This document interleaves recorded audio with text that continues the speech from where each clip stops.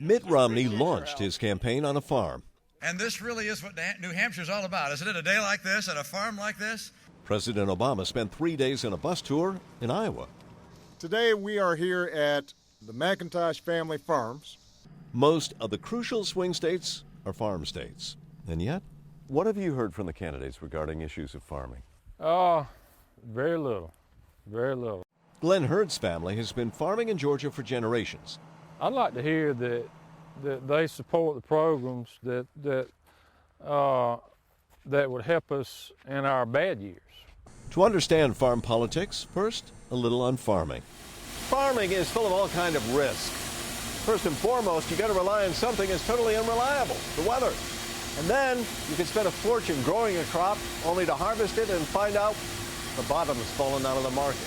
So the federal government helps farmers buy crop insurance to protect against natural disasters and pays farmers when the price of their crops drop. It's all rolled into something called the Farm Bill. Why does the government subsidize farming? Because a long time ago, it realized that outsourcing the growing of food to another country wasn't a good idea. In other words, keeping farms going and growing was in the national interest. So where do the candidates stand on the Farm Bill?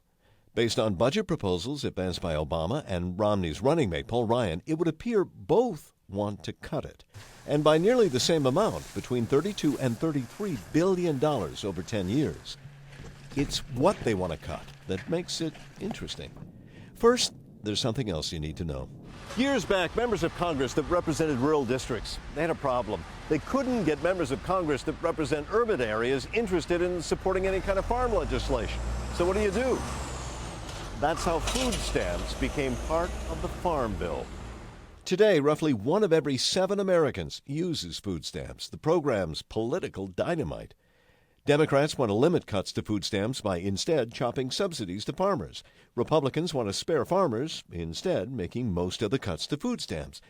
But farming economist Joe Outlaw says it may not be as dire as the campaigns make it sound. Depending upon which candidate wins, obviously each party is going to say that there will be dramatic differences. But from an objective look, standing back, there will be differences, quite certainly, but I don't say that they're going to be that dramatic. Regardless of who wins, cuts are coming. The only question is whether they'll be felt by low-income families, mostly in cities, or rural families down on the farm. Martin Savage, CNN, Brinson, Georgia.